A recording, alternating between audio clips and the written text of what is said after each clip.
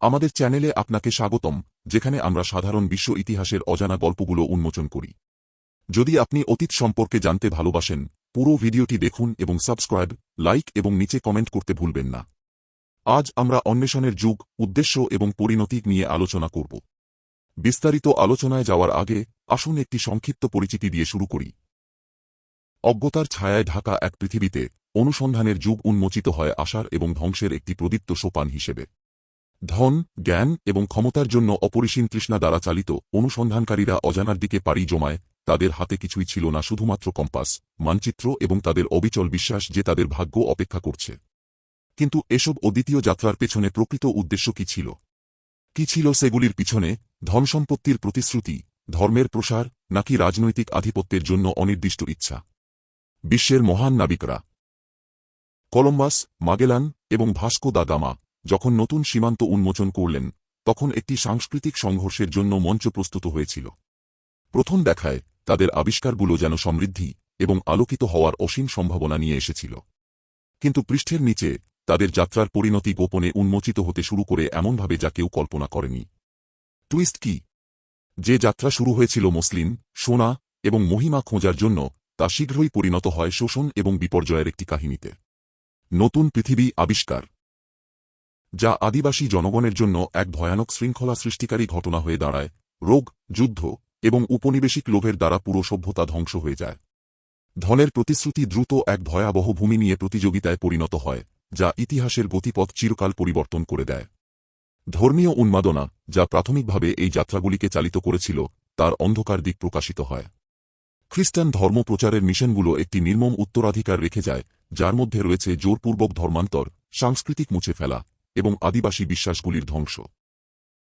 এর পাশাপাশি আফ্রিকান দাস বাণিজ্য, যা ইউরোপীয় লোভের একটি সহজাত উপাদান, অসহিষ্ণুরূপে ছড়িয়ে পড়ে, যা মানবতার উপর শতাব্দী জুড়ে আঘাত হানে। কিন্তু হয়তো সবথেকে বড় টুইস্টই রয়েছে সেই অপ্রত্যাশিত পরিণতিতে, যা আজকের আধুনিক পৃথিবীতে এখনও প্রতিধ্বনিত হচ্ছে। অনুসন্ধানের যুগ হয়তো প্রযুক্তিগত এবং বৈজ্ঞানিক অগ্রগতির পথ তৈরি করেছে, পৃথিবীকে অদ্বিতীয়ভাবে সংযুক্ত করেছে, তবে এটি বৈষম্য, উপনিবেশবাদ এবং জাতিগত বিভেদও রোপণ করেছে, যা আজও বৈশ্বিক সম্পর্কগুলোকে তাড়া করছে। এই আবিষ্কার এবং ধ্বংসের কাহিনীতে অগ্রগতি অমূল্য খরচের বিনিময়ে এসেছিল। এর জন্য মূল্য ছিল, সত্যি বলতে, তা একটি জটিল উদ্দেশ্য এবং পরিণতির জাল, যা আজও আমাদের পৃথিবীকে গঠন করছে। এক কর্মের অগ্নিসংযোগ, যাত্রা শুরু। একটি যুগে, যখন পৃথিবীর ব্যাপকতা এখনও একটি রহস্য ছিল, পরিচিত ভূখণ্ডগুলো ছিল সাম্রাজ্যগুলির সীমানার মধ্যে সীমাবদ্ধ, তাদের সীমানা শক্তিশালী অভিজ্ঞানীগুলির দ্বারা দৃঢ়ভাবে আঁকড়ে রাখা ছিল। সাগরগুলি, যেগুলো একসময় প্রতিবন্ধকতা মনে করা হয়েছিল, তাদের অজানা গভীরতাকে চ্যালেঞ্জ করার জন্য শুধু সাহসী কিছু মানুষের আহ্বান জানাত। এই সাহসী কিছু মানুষের মধ্যে ছিলেন কলম্বাস, মাগেলান এবং দা গামা। একটি যুগের পথিকৃৎ যারা জানতেন যে অনুসন্ধান শুধু একটি অ্যাডভেঞ্চার নয়, বরং এটি ছিল অমরত্ব এবং মহিমার জন্য একটি নিরুপায় তাস খেলা। কলম্বাস, যিনি দূরের দিগন্তের দিকে তাকিয়েছিলেন, বিশ্বাস করতেন যে এশিয়ার পথটি পশ্চিমে যাত্রা করে খুঁজে পাওয়া যাবে, পূর্বের ধনসম্পদের একটি সংক্ষিপ্ত রাস্তা। মাগেলান, যিনি উচ্চাকাঙ্ক্ষা দ্বারা চালিত ছিলেন, ইতিহাসের পাতা সোনালি করতে চেয়েছিলেন, প্রথমবার পৃথিবীকে পরিভ্রমণ করার রেকর্ড গড়ে। আর ভাস্কো দা গামা, যিনি ভবিষ্যতের জন্য এক তীব্র অনুভূতি নিয়ে সাগরের দিকে যাত্রা করেছিলেন, ভারতের মসলিন ভরা তটের দিকে তার পাল তুলেছিলেন, তার দেশের ভবিষ্যৎ সুরক্ষিত করতে দৃঢ়প্রতিজ্ঞ ছিলেন। তাদের জাহাজগুলি, যে সাগরে প্রায় কিছুই দেখা যাচ্ছিল না, তা ছিল আশার পূর্ণ, কিন্তু তাদের পালও বহন করছিল এক নীরব বোঝাপড়া। তারা ছিল পরিবর্তনের বাহন, এবং পরিবর্তনের সঙ্গে এসেছিল অগণিত ধনের প্রতিশ্রুতি, কিন্তু এক অজানা মূল্যও ছিল। বাতাস তাদের সামনে এগিয়ে নিয়ে যাচ্ছিল, তবে তাদের যাত্রার গভীরে ছিল এমন বিপদ যা তাদের ধারণার বাইরে, শত্রুভাবাপন্ন সাগর, বিদ্রোহী ক্রু এবং বিশাল অচিহ্নিত অঞ্চলগুলো, যেগুলি তাদের মহিমা এনে দিতে পারে অথবা তাদের ধ্বংস করতে পারে। যত তারা যাত্রা শুরু করল, ধন, মুক্তি এবং ক্ষমতার পিছনে চালিত হয়ে, তাদের মধ্যে কেউই কল্পনা করতে পারেনি যে এটি একটি বিপর্যয়কর শক্তি উন্মোচন করবে, যা একসময় তাদের দুনিয়া সম্প্রসারণের জন্য এক মহৎ প্রচেষ্টা মনে হয়েছিল, তা শীঘ্রই বিশ্বাসঘাতকতা, সাংস্কৃতিক সংঘর্ষ এবং অপ্রত্যাশিত পরিণতির একটি নাটকে পরিণত হবে। তবে এখন পর্যন্ত দিগন্তটি পরিষ্কার মনে হচ্ছিল, এবং মহিমার প্রতিশ্রুতি তাদের প্রতি মুহূর্তে এগিয়ে নিয়ে যাচ্ছিল। কর্মের অগ্নিসংযোগ হয়ে গেছে, এবং আর কোনো পথ ফিরে যাওয়ার ছিল না। একটি নতুন পৃথিবী অপেক্ষা করছে, মহিমার প্রতিশ্রুতি। যখন কলম্বাসের জাহাজের বহর অবশেষে সেই উপকূলে পৌঁছায়, যা তিনি এশিয়ার কিংবদন্তি দ্বীপগুলো মনে করেছিলেন পৃথিবী যেন শ্বাস ধরে রেখেছিল। বাতাস ভরা ছিল উৎকণ্ঠায়, সে এটি করেছে। বিপজ্জনক যাত্রার কয়েক মাস পর অচিহ্নিত জলপথে নৌচালনা করে এবং অনিশ্চয়তার সঙ্গে লড়াই করে কলম্বাস এমন কিছু আবিষ্কার করেছিলেন যা ইতিহাসের গতিপথ পরিবর্তন করতে পারত। তবে এই জমি, যা ছিল সমৃদ্ধ এবং রহস্যময়, তা ছিল সেই ধনী এশীয় বাজার যা সে কল্পনা করেছিল নয়, বরং এটি ছিল এক অদ্ভুত নতুন পৃথিবী, যেখানে ছিল অসীম ধনের প্রতিশ্রুতি, তবে ছিল অমুখ্য বিপদও। যতই অনুসন্ধানকারীরা এই ভূমিতে পা রাখল, বিজয়ের আওয়াজ বাতাসে প্রতিধ্বনিত হতে থাকল, কৃতজ্ঞতার প্রার্থনার সঙ্গে মিশে। পুরুষরা কেবল উর্বর মাটি নয়, অসীম সম্ভাবনা দেখতে পেয়ে গেছিল। সোনা, মশলা এবং নতুন বাণিজ্য পথ তাদের মনে ভেসে উঠেছিল। কলম্বাস, যিনি তার অবিচল বিশ্বাসে দৃঢ় ছিলেন, দেখেছিলেন তার স্বপ্ন বাস্তবে পরিণত হয়েছে। একটি সমৃদ্ধির পথ যা স্পেনকে অবর্ণনীয় ধন এনে দিতে পারে, অন্তত তার আশায় ছিল। তার সাফল্য যেন নিশ্চিত ছিল। তবে যেমন অনুসন্ধানকারীরা তাদের আবিষ্কারে আনন্দিত হচ্ছিল, ইউরোপে একটি অন্ধকার, আরও বিপজ্জনক খেলা শুরু হচ্ছিল। দেশে ফিরে রাজনীতিবিদরা এবং রাজারা নতুন ভূমির উপর নিয়ন্ত্রণ প্রতিষ্ঠার জন্য একে অপরকে ঠেলে দিচ্ছিল। প্রথমে কলম্বাসের আবিষ্কারকে স্পেনের রাজকীয় পরিবার দ্রুত দাবি করলেও তারা এক তীব্র আধিপত্যের লড়াইয়ের মধ্যে পড়ে যায়। কি এই কলম্বাসের আবিষ্কার অন্য ইউরোপীয় শক্তির সঙ্গে ভাগ করা হবে? স্পেন একমাত্র নিয়ন্ত্রণ করবে, নাকি তার কঠিন প্রতিদ্বন্দ্বী পর্তুগালও তার ভাগ দাবি করবে? উৎসবের আনন্দের নিচে ক্ষমতার লোভী কূটনীতিবিদ এবং উপদেষ্টা তাদের প্রভাব প্রতিষ্ঠার জন্য লড়াই করছিল, জানত যে যিনি নতুন পৃথিবী নিয়ন্ত্রণ করবে, তিনি ইউরোপের ভবিষ্যৎ গঠনের চাবি হাতে পাবেন। নিজে বিজয়ের উচ্ছ্বাসে মগ্ন কলম্বাস ঝড়ের প্রলয় দেখতে পাননি। ধনের প্রতিশ্রুতি দ্রুত একটি তীব্র ক্ষমতার সংগ্রামে পরিণত হতে শুরু করে। কে এই নতুন ভূমির সুবিধা নেবে? যারা সমুদ্রে বিপদ অতিক্রম করেছে, তারা নিজেকে এক উচ্চাকাঙ্ক্ষা এবং লোভের জালে আটকে ফেলেছিল, যা তাদের পার করা মহাসাগরের চেয়েও অনেক বেশি বিপজ্জনক। প্রশ্ন ছিল, কে সত্যি এই নতুন পৃথিবী থেকে লাভবান হবে? উত্তরগুলি পরিণতিতে এক ভয়াবহ খরচে আসবে। ৩. গোপন মূল্য, আবিষ্কার না ধ্বংস। যখন কলম্বাস এবং তার ক্রু নতুন পৃথিবীতে আরও গভীরে প্রবেশ করতে থাকে, তখন যে ভূমি ধনের প্রতিশ্রুতি দিয়েছিল তা আরও জটিল কিছু উন্মোচন করে, সেই সব সভ্যতা যা শতাব্দী জুড়ে প্রবৃদ্ধি লাভ করেছিল। আদিবাসী জনগণ, যাদের উজ্জ্বল সংস্কৃতি এবং ভূমির সঙ্গে গভীর আধ্যাত্মিক সংযোগ ছিল, প্রকৃতির সঙ্গে সাদৃশ্য রেখে বাস করছিল, তারা জানত না যে একটি বিশাল বিশৃঙ্খলা শীঘ্রই তাদের জীবনে প্রবাহিত হতে চলেছে। তাদের কাছে ইউরোপীয়রা কেবল অদ্ভুত দর্শনার্থী, যারা সমুদ্রপাড়ের থেকে এসেছে, তাদের দাড়িওয়ালা মুখ, অদ্ভুত পোশাক এবং বিদেশি রীতিনীতি নিয়ে। প্রথম দিকে ছিল কৌতূহল এবং সাবধানী বিনিময়, খেলনা এবং উপহার ব্যবসা হয়েছিল, এবং উভয় পক্ষ একে অপরকে সতর্কতার সঙ্গে পর্যবেক্ষণ করছিল। আদিবাসীরা ইউরোপীয়দের মতো মালিকানার ধারণা থেকে অজানা, নতুন আগন্তুকদের স্বাগত জানিয়েছিল, তাদের খাবার এবং আশ্রয় প্রদান করেছিল। তবে কলম্বাস আদিবাসী জনগণকে সমান হিসেবে দেখেননি, বরং তাকে তার মিশনের পথে বাধা হিসেবে দেখেছিলেন। তার চোখ ছিল সোনার প্রতিশ্রুতি দিকে, এবং আদিবাসী জনগণের সাথে তার যে কোন যোগাযোগ দ্রুত শুধুমাত্র জয় এবং শাসনের একটি সরল লেনদেন হয়ে দাঁড়ায়। অনুসন্ধানের যুগের এক মহৎ প্যারাডক্স উন্মোচন হতে শুরু করল, যা আবিষ্কৃত হিসেবে উদযাপিত হয়েছিল, তা প্রকৃতপক্ষে ধ্বংসের সূচনা ছিল। আদিবাসী জনগণ, যাদের সভ্যতাগুলি হাজার বছর ধরে প্রস্ফুটিত হয়েছিল, এখন একটি শক্তির মুখোমুখি হচ্ছিল যা তাদের নিশ্চিহ্ন করে ফেলবে: রোগ, যুদ্ধ এবং আক্রমণকারীদের অবিরাম লোভ। কোভিড, ইনফ্লুয়েঞ্জা এবং অন্যান্য ইউরোপীয় রোগ, যেগুলোর প্রতি আদিবাসীদের কোনো প্রতিরোধ ক্ষমতা ছিল না, সম্পূর্ণ জনগণকে গ্রাস করল, তাদের পেছনে শুধুমাত্র ফাঁকা গ্রাম রেখে চলে গেল। কিন্তু রোগ ছিল শুধু শুরু। ইউরোপীয় বস্তি স্থাপনকারী এবং কনকুইস্টাডরা যখন ভূমিতে প্রবাহিত হল, তখন তারা দখল নেবার জন্য অঙ্গীকারবদ্ধ যুদ্ধ চালিয়েছিল। একসময় প্রবলভাবে উন্নত সভ্যতাগুলি, যেমন আজটেক, ইনকা এবং তাইনোস, অত্যাচারে ভরা হয়ে গেল, তাদের ধনসম্পদ লুণ্ঠিত হল, এবং তাদের শহরগুলি মাটিতে মিশে গেল। ইউরোপীয় উপনিবেশের অগ্রগতি যে প্রতিশ্রুতি দিয়েছিল, তা হয়ে উঠল রক্তে ভিজে এক উত্তরাধিকার। পুরো সংস্কৃতিগুলি মুছে ফেলা হল, তাদের ভাষা, আচার অনুষ্ঠান এবং জ্ঞান চিরকাল হারিয়ে গেল বিদেশি বিজয়ের ভারে। যে ভূমি একসময় প্রাণবন্ত ছিল, তা এখন এক যুদ্ধক্ষেত্রে পরিণত হল, যেখানে একমাত্র বিজয়ী ছিল ইউরোপীয় সম্প্রসারণের অবিরাম জোয়ার। অনুসন্ধানের যুগ, যা নতুন পৃথিবী এবং সুযোগের প্রতিশ্রুতি দিয়েছিল, প্রকৃতপক্ষে ধ্বংসের পূর্বাভাস ছিল, একটি পৃথিবী যেখানে আদিবাসী জনগণ ছিল ইতিহাসের অগ্রগতির একটি পাট্টিকা মাত্র।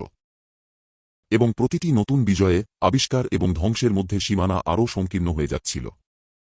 ৪. ধর্মীয় উন্মাদনার অন্ধকার গোপনীয়তা। যখন ইউরোপীয় বিজয়ের ঢেউগুলো নতুন পৃথিবীর তীরে আছড়ে পড়তে থাকে তখন আরও একটি শক্তি পৌঁছায় যা তেমনি অবিচল তবে এক পবিত্র উদ্দেশ্যের আড়ালে ঢাকা।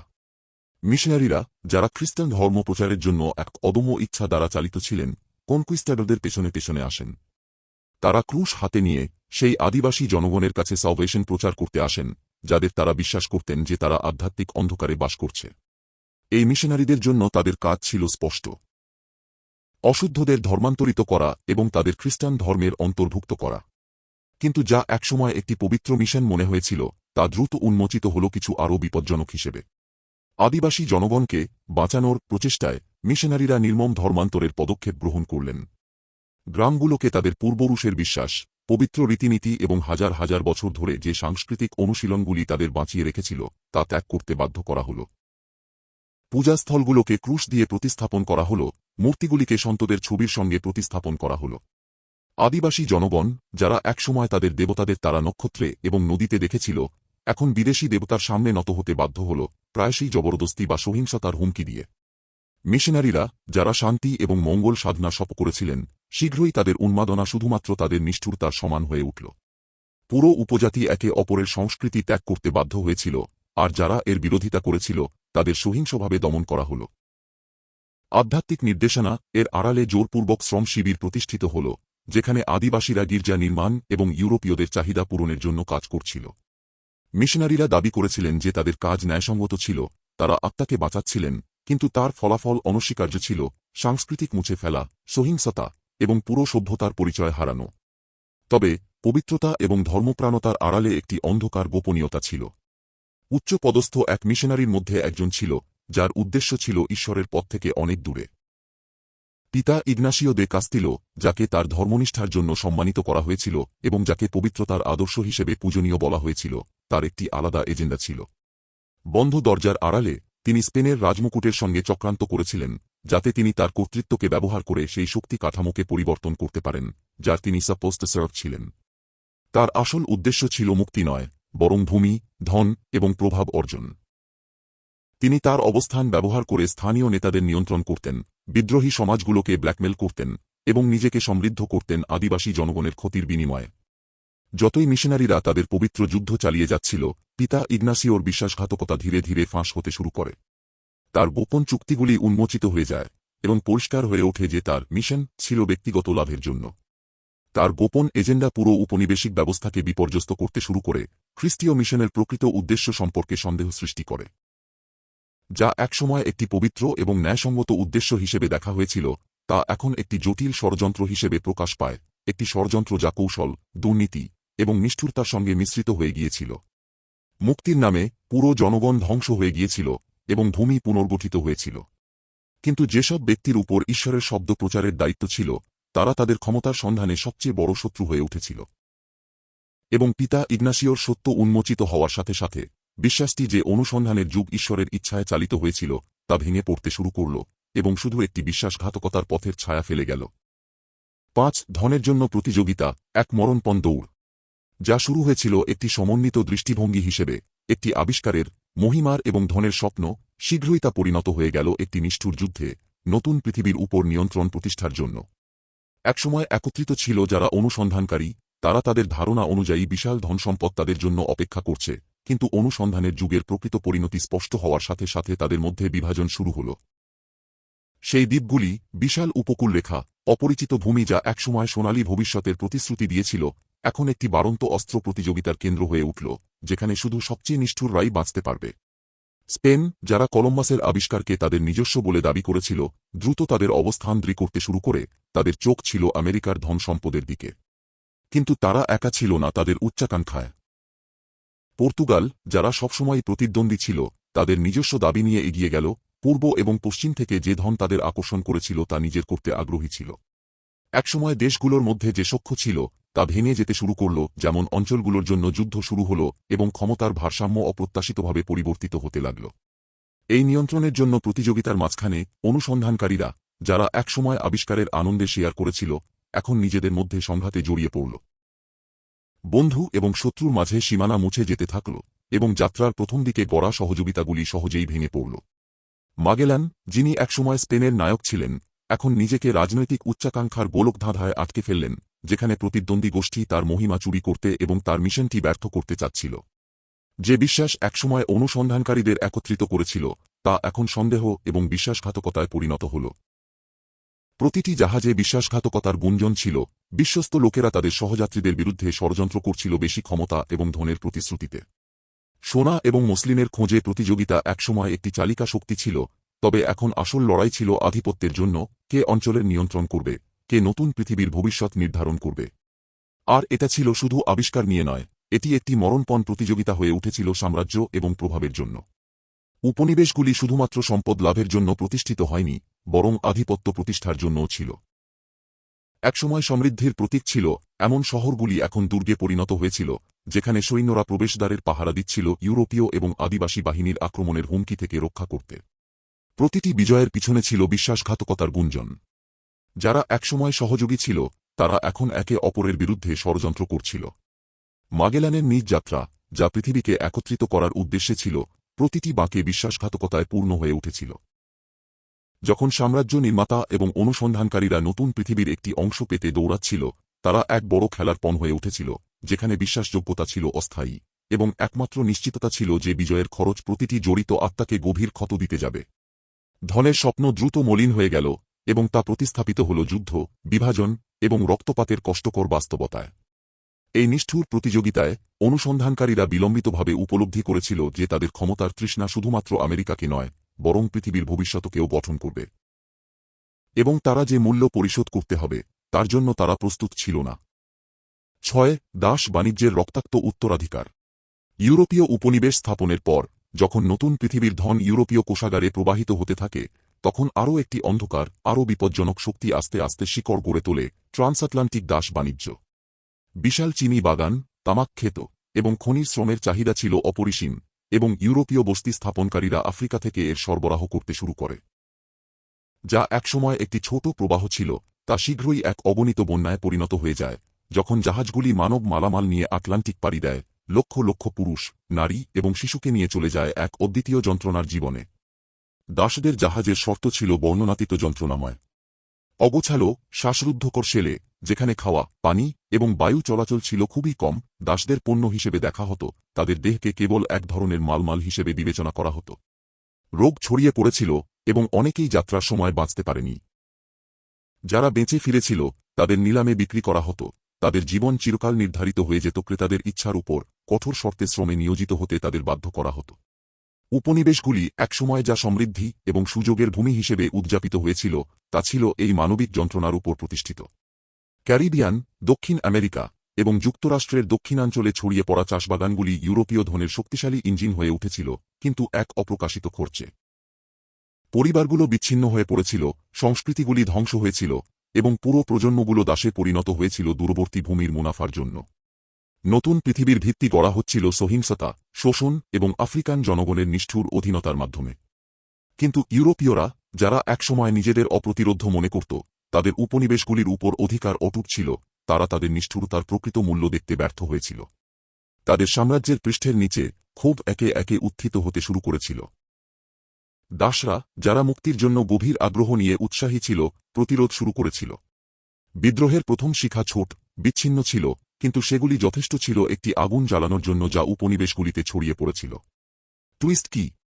যে প্রতিষ্ঠানটি ইউরোপীয়রা তাদের ধনসম্পত্তির ভিত্তি হিসেবে গড়ে তুলেছিল, তা শীঘ্রই উল্টে যাবে। হাইতির চিনি বাগানগুলিতে একটি গ্রুপ দাস, যাদের নেতৃত্ব দিচ্ছিল দৃঢ়প্রতিজ্ঞ তুষত লোভারচুর, তাদের শাসকদের বিরুদ্ধে বিদ্রোহ ঘোষণা করল। যা একসময় একটি স্থানীয় বিদ্রোহ ছিল, তা দ্রুত পূর্ণমাত্রায় এক বিপ্লবে পরিণত হয়, যা উপনিবেশ শক্তিগুলিকে বিধ্বস্ত করে ফেলে। দাস বিদ্রোহ একটি রক্তাক্ত যুদ্ধ হয়ে ওঠে, যা ইউরোপীয় উপনিবেশিক শাসনের ভিত্তিকে নড়িয়ে দেয়। বস্তি স্থাপনকারীরা, একসময় যারা তাদের ক্ষমতায় নিরাপদ ছিল, নিজেদেরকে এমন এক শক্তির মুখোমুখি দেখতে পায় যা তারা নিয়ন্ত্রণ করতে পারেনি, একটি বিপ্লব যা শতাব্দী জুড়ে ভোগান্তি সহ্য করা জনগণের দৃষ্টিভঙ্গি থেকে শক্তি পেয়েছিল, এবং যে কোনো মূল্যে মুক্তি অর্জন করার দৃঢ় মনোবল। যেমন ইউরোপীয় বস্তি স্থাপনকারীদের রক্ত মাটিতে মিশে যায়, তেমনি একসময় অপ্রতিরোধ্য সাম্রাজ্যগুলি তাদের কাজের পরিণতি স্বীকার করতে বাধ্য হয়। দাস বাণিজ্য, যা তাদের শক্তির ইঞ্জিন ছিল, তা প্রতিরোধের এক অবিচ্ছিন্ন তরঙ্গ সৃষ্টি করেছিল। অনুসন্ধানের যুগের প্রকৃত আতঙ্ক উন্মোচিত হয়েছিল, শুধু দাসদের যন্ত্রণায় নয়, বরং এই উপলব্ধিতে যে এমন কোনো সাম্রাজ্য যা এমন অবিচারের উপর গড়া তা কখনোই সত্যিকারভাবে টিকে থাকতে পারবে না। পৃথিবী পরিবর্তিত হয়ে গিয়েছিল এবং সেই পরিবর্তনের মূল্য লিখিত ছিল তাদের রক্তে, যারা ফিরে দাঁড়ানোর সাহস দেখিয়েছিল। ৭ সাম্রাজ্যগুলির পতন, ক্ষমতার মূল্য। যেমন অনুসন্ধানের যুগ অব্যাহত ছিল, ইউরোপীয় দেশগুলি তাদের সাম্রাজ্য বিশ্বজুড়ে সম্প্রসারণ করতে থাকে, আফ্রিকা, আমেরিকা এবং এশিয়ায় বিশাল অঞ্চল তৈরি করে। ধনসম্পদ প্রবাহিত হতে থাকে, সোনা, রূপা, মসলিন এবং কাঁচামাল, এবং সঙ্গে আসে এক অবিনাশী আত্মবিশ্বাসের অনুভূতি। একসময় ছোট রাজ্যগুলি এখন নিজেকে গ্লোবাল সাম্রাজ্য হিসেবে দেখতে শুরু করেছিল, সাগরের অধিপতি এবং বিশ্বের ধনের নিয়ন্তা। তবে পৃষ্ঠের নিচে কিছু অন্ধকার শীঘ্রই অশ্বমিত হতে থাকে। যে সাম্রাজ্যগুলি আদিবাসী জনগণ এবং দাস হিসেবে আনা আফ্রিকানদের পিঠে দাঁড়িয়ে গড়ে উঠেছিল, তা এখন অস্থিরতার চিহ্ন দেখাতে শুরু করে। যা একসময় অমোচনীয় ক্ষমতা মনে হয়েছিল, তা ছিল আসলে একটি নড়বড়ে তাসের ঘর, যা শোষণ, লোভ এবং নিষ্ঠুর নিয়ন্ত্রণের উপর নির্মিত হয়েছিল।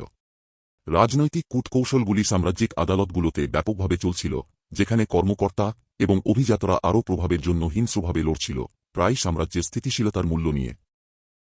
একসময় যেসব নেতারা প্রশ্নহীন আনুগত্য লাভ করতেন, তারা এখন নিজেদেরকে বিশ্বাসঘাতকতা এবং দুর্নীতির জালে আটকে দেখছিলেন। এদিকে উপনিবেশগুলি, যা দীর্ঘদিন ধরে ইউরোপীয় ক্ষমতার কেবল সম্প্রসারণ হিসেবে দেখা হয়েছিল, এখন অস্থির হয়ে উঠতে শুরু করেছিল। সমৃদ্ধি এবং সুখের প্রতিশ্রুতি শোষণ, ক্লান্তি এবং সাম্রাজ্যবাদী লোভের ভারে চাপা পড়ে গিয়েছিল। দাস, অধিকারহীন এবং শোষিতরা এখন দেখেছিল যে সাম্রাজ্য আসলে কি ছিল, একটি মেশিন যা কেবল কিছু মানুষের জন্য লাভবান হওয়ার জন্য তৈরি করা হয়েছিল, বহু মানুষের ক্ষতির বিনিময়ে। বিপ্লব, যা একসময় একটি দূরবর্তী স্বপ্ন ছিল, এখন এক ভীতিকর বাস্তবতায় পরিণত হতে শুরু করেছিল। ক্যারিবিয়ান, আমেরিকান উপনিবেশ এবং ইউরোপীয় সাম্রাজ্যের মধ্যে বিদ্রোহের গুঞ্জন একসময় খোলামেলা বিদ্রোহে পরিণত হয়। যন্ত্রণা এবং শোষণের বছরগুলিতে যে বিপ্লবের বীজ রোপিত হয়েছিল, তা এখন উফে উঠতে শুরু করেছিল। হাইতিতে মহান দাস বিদ্রোহ এক পূর্ণাঙ্গ যুদ্ধের আকার নেয়, যা শক্তিশালী ফরাসি সাম্রাজ্যকে তার হাঁটুতে পরিণত করে। আমেরিকান উপনিবেশে ব্রিটিশ শাসনের প্রতি অশান্তি আমেরিকান বিপ্লবের সূচনা করে, এমন একটি সংঘাত যা পৃথিবীর রূপ চিরকাল পরিবর্তন করে দেবে। একসময় পৃথিবীর সবচেয়ে শক্তিশালী সাম্রাজ্য ব্রিটিশ সাম্রাজ্য নিজেকে এমন একটি যুদ্ধের মধ্যে আবদ্ধ পায়, যা তারা কখনো প্রত্যাশা করেনি, একটি যুদ্ধ যা বিদেশি তীর্থভূমিতে নয়, বরং তাদের নিজস্ব অন্তরে লড়াই চলছে। টুইস্ট কি? যখন এই বিপ্লবগুলি ছড়িয়ে পড়ে, তখন সাম্রাজ্যিক শক্তিগুলি নিজেদের এক হুমকির মুখে পেয়ে যায় যা তারা কখনো প্রত্যাশা করেনি, অভ্যন্তরীণ বিপ্লব। যে উপনিবেশগুলি তারা এত কঠোর পরিশ্রম করে নিয়ন্ত্রণ করেছিল, তা এখন মুক্তির আদর্শ, স্বাধীনতা এবং ন্যায়ের জন্য প্রতিরোধ করছে। এবং যেমন বিপ্লবের উন্মাদনা ছড়িয়ে পড়ল, তেমনি একসময় গৌরবময় সাম্রাজ্যগুলি ক্র্যাক এবং ধ্বংস হতে শুরু করল। যে ভিত্তির উপর ইউরোপীয় আধিপত্য গড়ে উঠেছিল, মানুষের শোষণ, সংস্কৃতির দমন এবং প্রতিবাদকে মৌন করা, তারা কখনো সেই একমাত্র বিষয়টি হিসাব করেনি যা তাদের ধ্বংস করতে পারে, শোষিতদের অবিচলিত ইচ্ছা। সাম্রাজ্য নির্মাণের খরচ খুব বেশি ছিল, এবং এখন তা পরিশোধ করা হচ্ছে তাদের রক্তে, যারা মুক্তির জন্য যুদ্ধ করেছিল। সাম্রাজ্যগুলি পতন হয়ে যাওয়ার সাথে সাথে পৃথিবীকে সত্যের মুখোমুখি হতে হয়েছিল, এমন কোন সাম্রাজ্য যা এত নড়বড়ে ভিত্তির উপর দাঁড়িয়েছিল, তা কখনোই তার নিজস্ব অহংকারের ভার বহন করতে সক্ষম হয়নি। ৮ অদৃশ্য পরিণতি, অগ্রগতির মূল্য। অনুসন্ধানের যুগকে একটি অবিশ্বাস্য প্রযুক্তিগত এবং বৈজ্ঞানিক অগ্রগতির সময় হিসেবে উদযাপন করা হয়েছিল। আরও সঠিক নেভিগেশন সরঞ্জাম, দ্রুত জাহাজ এবং মানচিত্র নির্মাণের নতুন পদ্ধতিগুলি পৃথিবীকে এমনভাবে খুলে দিল, যেমন আগে কখনো হয়নি। বিশ্ব যেন সংকুচিত হয়ে গিয়েছিল, অনুসন্ধানকারীরা পূর্বে অজানা অঞ্চলগুলোকে চিহ্নিত করছিল, যা দীর্ঘ দূরত্বের বাণিজ্যকে আরও কার্যকরী করে তুলেছিল এবং বৈশ্বিক বাণিজ্যের এক নতুন যুগে প্রবেশ ঘটিয়েছিল। ইউরোপের জন্য অনুসন্ধানের যুগ ছিল একটি সোনালী যুগ, এক অদ্বিতীয় অগ্রগতি, আবিষ্কার এবং সম্প্রসারণের সময়। তবে যেমন অগ্রগতির পাল সাগরের উপর উঠছিল, তেমনি তা দীর্ঘ ছায়া ফেলছিল। যেসব অগ্রগতি মানব মননের বিস্ময় হিসেবে উদযাপিত হয়েছিল, তাদের অপ্রত্যাশিত পরিণতি ছিল, যা ইতিহাসে ছড়িয়ে পড়েছিল। যে প্রযুক্তিগুলি অনুসন্ধানকারীদের বিশাল মহাসাগর অতিক্রম করার জন্য অভূতপূর্ব গতি প্রদান করেছিল, সেগুলি সাম্রাজ্যবাদী শক্তিগুলিকে তাদের আবিষ্কৃত ভূমিগুলিতে আধিপত্য প্রতিষ্ঠা এবং শোষণ করতে সক্ষম করেছিল। দ্রুত জাহাজ এবং উন্নত নেভিগেশন শুধু পণ্য বিনিময় নয়, বরং পুরো সভ্যতাগুলির সহিংস অধীনতা এবং উপনিবেশ স্থাপনেও ভূমিকা রেখেছিল। উপনিবেশবাদ শুধুমাত্র ধন লাভের জন্য একটি প্রতিযোগিতা ছিল না, বরং এটি শোষণের একটি সরঞ্জাম হয়ে উঠেছিল। যতই ইউরোপীয় সাম্রাজ্যগুলির শক্তি বৃদ্ধি পেতে থাকে, ততই তারা তাদের উপনিবেশিত অঞ্চলে যে বৈষম্য আরোপ করেছিল তা বৃদ্ধি পায়। জয়ী ভূমি থেকে সংগৃহীত সম্পদ ইউরোপের শিল্প বিপ্লবগুলোকে শক্তি প্রদান করেছিল, কিন্তু এই ধন ছিল ভূমি এবং মানুষের শোষণের উপর নির্মিত। আদিবাসী জনগণের জোরপূর্বক শ্রম, দাস বাণিজ্য এবং দেশীয় সংস্কৃতির ধ্বংস ছিল অনুসন্ধানের যুগের অন্ধকার দিক। ইউরোপ যেমন সমৃদ্ধি লাভ করেছিল, তেমনি আমেরিকা, আফ্রিকা এবং এশিয়াতে পুরো সমাজগুলো ধ্বংস হয়ে গিয়েছিল, তাদের সংস্কৃতি এবং জীবনযাপন হারিয়ে যাচ্ছিল অথবা বিকৃত হয়ে যাচ্ছিল। যা একসময় মহিমার জন্য একটি অভিযান ছিল, তা শীঘ্রই শোষণের বিপজ্জনক উত্তরাধিকার হিসেবে দেখা দিতে শুরু করে। একসময় যে অনুসন্ধানকারীরা তাদের সাহসিকতার জন্য প্রশংসিত হয়েছিল, যেমন কলম্বাস, ভাস্কো দা গামা এবং মাগেলান, তাদের এখন ভিন্ন দৃষ্টিকোণ থেকে দেখা হতে লাগল। যেসব বিজয়ীরা একসময় সাহসী নায়ক হিসেবে প্রশংসিত হয়েছিলেন, এখন তাদের অনেককে ওয়াফওয়াস আক্রমণকারী হিসেবে দেখা হচ্ছে। তাদের সাফল্য ছিল সম্পূর্ণ জনগণের যন্ত্রণা এবং ধ্বংসের উপর প্রতিষ্ঠিত। যখন পৃথিবী আরও একত্রিত হতে থাকে, তখন এই কথাগুলো পরিষ্কার হয়ে ওঠে যে এই অগ্রগতি আসলে গভীর বৈষম্য সৃষ্টি করেছে। উপনিবেশগুলিতে ক্ষোভ বৃদ্ধি পেতে শুরু করে। যে প্রযুক্তিগুলি আদিবাসীদের সভ্যতা প্রদান করতে ব্যবহৃত হয়েছিল, তা এখন শোষণের হাতিয়ার হিসেবে দেখা হচ্ছিল। একটি গৌরবময় নতুন পৃথিবীর ধারণাটি এখন সেই রক্ত এবং অশ্রু দিয়ে ম্লান হয়ে গিয়েছিল যারা এটি জোরপূর্বক গ্রহণ করতে বাধ্য হয়েছিল। অনুসন্ধানের যুগ, যা একসময় অগ্রগতির জন্য উদযাপিত হয়েছিল, এখন এমন একটি সময় হিসেবে স্বীকৃত হয়েছিল যখন অগ্রগতি মানব মর্যাদা এবং সমতার মূল্য দিয়ে এসেছিল। ব্যঙ্গাত্মক সত্য ছিল যে অগ্রগতি ইউরোপ দেখেছিল, তা অনেকভাবে বৈষম্য এবং জাতিগত বিভাজনের বীজ বপন করেছিল, যা শতাব্দী জুড়ে পৃথিবীকে তাড়িত করবে। বৈশ্বিক বাণিজ্যের উত্থান, ইউরোপীয় সংস্কৃতির বিস্তার এবং সাম্রাজ্যবাদী শক্তিগুলির দ্বারা সংগৃহীত ধন, এসব সবই এমন সিস্টেমের উপর নির্মিত ছিল যা অবিচারকে প্রচার করেছিল এবং বিভাজন গভীর করেছিল। এবং যখন শতাব্দী পেরিয়ে যায়, অনুসন্ধানের যুগের উত্তরাধিকার পৃথিবীকে তাড়া করতে থাকে, যেখানে অতীতের নায়করা আজকের ভিলেন হয়ে উঠেছে। 9. বিশ্বাসঘাতকতার উত্তরাধিকার, সত্যের উন্মোচন। কলম্বাস, মাগেলান এবং দা গামার মহান যাত্রার কয়েক দশক পর, যখন তাদের নাম ইতিহাসের অঙ্গনে খোদাই হয়ে গিয়েছিল, পৃথিবী পরিবর্তিত হতে শুরু করেছিল। তাদের আবিষ্কারগুলির উপর নির্মিত গ্লোবাল সাম্রাজ্যগুলি এখনও পৃথিবী জুড়ে আধিপত্য বিস্তার করছিল, তবে অন্ধকার এক সত্যের গুঞ্জন উত্থিত হতে শুরু করল। এক নতুন প্রজন্মের অনুসন্ধানকারী, পণ্ডিত এবং ঐতিহাসিকরা আধুনিক গবেষণার সরঞ্জাম এবং ন্যায়বোধের একটি বাড়তি ধারণা নিয়ে অতীতের আর্কাইভগুলো খুঁটিয়ে দেখতে শুরু করল। তারা যা আবিষ্কার করল, তা সেই গৌরবময় কিংবদন্তির ভিত্তিকে আঘাত করবে যা শতাব্দী ধরিত ছিল। গোপন দলিলগুলো, যা রাজনৈতিক ষড়যন্ত্র এবং উপনিবেশীয় গোপনীয়তার স্তরের নিচে চাপা পড়েছিল, এখন সপে উঠতে শুরু করল। এই নথিপত্র, চিঠি, ডায়েরি এবং সরকারি যোগাযোগ খুলে দিল বিস্ময়কর সত্য যে পুরুষদের একসময় পথিকৃৎ এবং নায়ক হিসেবে অভিহিত করা হয়েছিল। তারা কখনোই সেই অভিজ্ঞানী অভিযাত্রী ছিল না যাদের মনে করা হয়েছিল, বরং তারা ছিল এক নিষ্ঠুর ধন, ক্ষমতা এবং আধিপত্যের লোভে চালিত। তাদের মহৎ অভিযাত্রাগুলি ছিল না মানব জ্ঞানের সীমানা প্রসারণের জন্য কোনো মহৎ প্রচেষ্টা, বরং সেগুলি ছিল হিসাব করা মিশন, যেখানে তারা বিশাল, অশোধিত সম্পদগুলোর উপর নিয়ন্ত্রণ প্রতিষ্ঠা করার এবং সম্পূর্ণ জনগণকে দাস বানানোর উদ্দেশ্যে অভিযান চালিয়েছিল। এই অনুসন্ধানকারীদের উদ্দেশ্য ছিল কৌতূহল বা আলোকিত হওয়ার নয়, বরং লোভ। সোনা এবং ধনের প্রতিশ্রুতি ছিল তাদের মনের সামনে, যখন তাদের সঙ্গে সাক্ষাৎ করা মানুষের কল্যাণ ছিল তেমন কিছুই না। কলম্বাসের বিখ্যাত যাত্রা, যা একসময় নতুন পৃথিবীর আবিষ্কার হিসেবে উদযাপিত হয়েছিল, তা ছিল স্পেনের রাজকীয় শাসনকে লাভজনক বাণিজ্য পথের উপর আধিপত্য প্রতিষ্ঠার একটি ডেসপারেট প্রচেষ্টা। মাগেলান, যাকে পৃথিবীকে প্রথম পরিভ্রমণকারী হিসেবে সম্মানিত করা হয়েছিল, সে আসলে নিজের খ্যাতি এবং মহিমার জন্য চালিত ছিল, কোনো প্রকৃত অনুসন্ধানের অনুভূতির চেয়ে। আর ভাস্কো দা গামা, যদিও ভারতের জন্য সাগরপথ খুলে দিয়েছিলেন, তিনি সহিংসতা এবং চাপ প্রয়োগের মাধ্যমে পর্তুগালের বাণিজ্য পথগুলির উপর নিয়ন্ত্রণ প্রতিষ্ঠা করেছিলেন, তার পেছনে রক্তপাতের এক দীর্ঘ ইতিহাস রেখে। কিন্তু বিশ্বাসঘাতকতা এখানে থামেনি।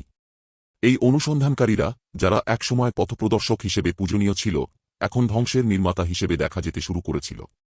তারা যে সভ্যতাগুলি আবিষ্কার করেছিল, সেগুলি ছিল না অপরিচিত ভূমি, যা ইউরোপীয় আলোকিত হওয়ার জন্য অপেক্ষা করছিল। তারা ছিল জীবন্ত সমাজ, যা সংস্কৃতি, জ্ঞান এবং ইতিহাসে সমৃদ্ধ ছিল। এই যাত্রাগুলির প্রভাব শান্তি বা অগ্রগতি নয়, বরং সাংস্কৃতিক নিধন, গণহত্যা এবং লক্ষ লক্ষ মানুষের অধীনতা ছিল। পুরো জাতি হারিয়ে গেল, তাদের ইতিহাস হারিয়ে গেল বিদেশি আগ্রাসীদের লোভ দ্বারা। যতই সত্য উন্মোচিত হতে থাকে, ততই এই প্রথম দফার যাত্রাগুলির উত্তরাধিকার গৌরব থেকে রক্তপাত এবং বিশ্বাসঘাতকতার দিকে পরিণত হয়। যেসব অনুসন্ধানকারীদের একসময় ভাস্কর্য এবং পাঠ্যপুস্তকে প্রশংসিত করা হয়েছিল, তারা এখন সহিংসতার কারিগর হিসেবে দেখা যেতে থাকে। যে সাম্রাজ্য নির্মাণের ভিত্তি পরে তৈরি হয়েছিল, যা শোষণ এবং আধিপত্যের উপর দাঁড়িয়েছিল, তা এখন অস্বীকার করা যায় না। এবং যখন উপনিবেশিতদের উত্তরসূরিরা তাদের ইতিহাস এবং কণ্ঠ রেখোয়েম করতে শুরু করল, তখন পৃথিবীকে মুখোমুখি হতে হয়েছিল সেই মূল্যটি নিয়ে, যা এই অনুসন্ধানের যুগ পরিশোধ করেছে। গতকালের নায়কেরা আজকের ভিলেন হয়ে উঠেছিল, এবং পৃথিবী আর তাদের সবচেয়ে গৌরবময় অর্জনের তলদেশে থাকা জঘন্য সত্যগুলি উপেক্ষা করতে পারছিল না। অতীত একসময় আবিষ্কার এবং অগ্রগতির একটি বৃহদাকার চিত্রে আঁকা হয়েছিল, এখন তার প্রকৃত দুঃখজনক রঙে প্রকাশিত হয়েছে পূর্ণ বিশ্বাসঘাতকতা, লোভ এবং নিরপরাধ মানুষের ধ্বংসে। অনুসন্ধানের উত্তরাধিকার চিরকাল পরিবর্তিত হয়েছে, এবং এর সঙ্গে পৃথিবী তার অতীতের মুখোমুখি হয়ে পুনর্বিবেচনা করতে শুরু করেছে। 10 চূড়ান্ত উন্মোচন, অনুসন্ধানের প্রকৃত মূল্য। যেমন শতাব্দী প্রাচীন সাম্রাজ্যগুলির ধুলো সরে যাচ্ছে, তেমনি অনুসন্ধানের যুগের উত্তরাধিকার সম্পূর্ণভাবে প্রকাশিত হতে শুরু করেছে, এবং পৃথিবীকে মুখোমুখি হতে হচ্ছে অগ্রগতির মূল্য। প্রযুক্তির অগ্রগতি, জ্ঞানের বিস্তার এবং বাণিজ্য পথের উন্মোচন, যা একসময় মানব সাফল্যের উদযাপন হিসেবে গাওয়া হয়েছিল, এখন একটি ভিন্ন দৃষ্টিকোণ থেকে দেখা হচ্ছে। যা অনুসন্ধানকারী, বিজেতা এবং পথিকৃতদের পিঠে তৈরি হয়েছিল, তা এখন এক পৃথিবী হিসেবে উন্মোচিত হচ্ছে, যা সহিংসতা, শোষণ এবং অগণিত নিরপরাধ জীবনের বিনাশের মাধ্যমে গড়া হয়েছে। বিশাল নেভিগেশন উদ্ভাবনগুলি, যা দ্রুত জাহাজ এবং আরও সঠিক মানচিত্র তৈরির সুযোগ প্রদান করেছিল, তা সত্যিই ইতিহাসের গতিপথ পরিবর্তন করেছিল। পণ্য, সংস্কৃতি এবং ধারণার আদান প্রদান, যা একসময় নতুন পৃথিবীর দীপ্ত প্রতিশ্রুতি হিসেবে ধরা হয়েছিল, তাতে এক বিশাল যন্ত্রণার ছাপ রেখে গিয়েছিল। প্রতিটি নতুন বাণিজ্য পথ, যা দূরবর্তী মহাদেশগুলিকে সংযুক্ত করেছিল, প্রতিটি নতুন উপনিবেশ, যা প্রতিষ্ঠিত হয়েছিল, তা এমন এক মূল্য দিয়ে এসেছে যা আর অবহেলা করা সম্ভব ছিল না। ইউরোপীয় দেশগুলির সমৃদ্ধি, তাদের প্রাসাদ এবং ব্যাংকগুলোতে জমা হওয়া ধন, তা শুধুমাত্র কঠোর পরিশ্রমের ফলাফল ছিল না, এটি ছিল শতাব্দী জুড়ে চুরি করা শ্রম, জয়লাভ করা ভূমি এবং সম্পূর্ণ সভ্যতাগুলির পদ্ধতিগত ধ্বংসের সরাসরি পরিণতি। আফ্রিকান দাসদের শোষণ, আদিবাসী জনগণের গণহত্যা এবং প্রাচীন সংস্কৃতির ধ্বংস ছিল সেই ভিত্তি, যার উপর এই সাম্রাজ্যগুলি গড়ে উঠেছিল। প্রতিটি নতুন আবিষ্কার, ক্যারিবিয়ানের বিশাল মেঘলা কৃষিক্ষেত্র থেকে দক্ষিণ আমেরিকার খনি পর্যন্ত, ছিল তাদের রক্তে সিক্ত যারা শ্রমের জন্য বাধ্য হয়েছিল বা সাম্রাজ্যবাদী আধিপত্যের নামে নির্মমভাবে হত্যা করা হয়েছিল। ইউরোপীয় দেশগুলো যখন সমৃদ্ধি লাভ করছিল, তখন তাদের দখল করা ভূমির জনগণ ছিল বিধ্বস্ত, তাদের পরিচয়, ইতিহাস এবং স্বাধীনতা ছিনিয়ে নেওয়া হয়েছিল। এবং পৃথিবী, যদিও গ্লোবাল বাণিজ্যের এই নতুন যুগে একত্রিত মনে হচ্ছিল, ক্রমেই বিভক্ত হতে শুরু করেছিল। সমৃদ্ধ সাম্রাজ্যবাদী শক্তিগুলির এবং শোষিত উপনিবেশগুলির মধ্যে ব্যবধান প্রতিদিন বাড়ছিল। আফ্রিকা, আমেরিকা এবং এশিয়ার জোরপূর্বক অন্তর্ভুক্তি ইউরোপীয় আধিপত্যের একটি পৃথিবী জুড়ে নিয়ম প্রতিষ্ঠা করেছিল, যা আজও জাতিগত, অর্থনৈতিক এবং সামাজিক বৈষম্য সৃষ্টি করছে। উপনিবেশবাদের প্রতিধ্বনি শতাব্দী জুড়ে বাজে, এমন এক উত্তরাধিকার রেখে গেছে যা কোনো সাম্রাজ্যই এড়াতে পারেনি। যতই এই ঐতিহাসিক ভয়াবহতা উন্মোচিত হয়, ততই কোনো সহজ সমাধান নেই। প্রযুক্তির অগ্রগতি, উপনিবেশবাদ থেকে উৎপন্ন ধন এবং জ্ঞানের বিস্তার মানবতার সবচেয়ে মূল্যবান সঞ্চয়ের মূল্য দিয়ে এসেছিল, মর্যাদা, স্বাধীনতা এবং জীবন নিজেই। অনুসন্ধানের যুগ, যা একসময় একটি নতুন পৃথিবীর সূচনা হিসেবে রোমান্টিকভাবে চিত্রিত হয়েছিল, এখন এক কঠিন স্মারক হয়ে দাঁড়িয়েছে যে অন্যদের যন্ত্রণার মাধ্যমে অর্জিত অগ্রগতি আসলে সত্যিকারের অগ্রগতি নয়। আজকের পৃথিবী একটি মোড়ের সামনে দাঁড়িয়ে এই ইতিহাসের ভার নিয়ে লড়াই করছে। এই উপলব্ধি অস্বীকার করা যায় না যে পৃথিবী ব্যবস্থা উপনিবেশবাদ দ্বারা গঠিত হয়েছিল, তা ছিল পারস্পরিক অগ্রগতির নয়, বরং শোষণ এবং বিভাজনের একটি ব্যবস্থা। শতাব্দী জুড়ে নিরপরাধদের রক্ত, যা স্পিল হয়েছে, আজও আধুনিক সভ্যতার বস্ত্রকে দাগিয়ে যাচ্ছে। এবং যখন আমরা অতীতে ফিরে তাকাই, তখন আমাদের প্রশ্ন করতে হবে, এই অগ্রগতির মূল্য কখনোই আসলেই মূল্যবান ছিল কি?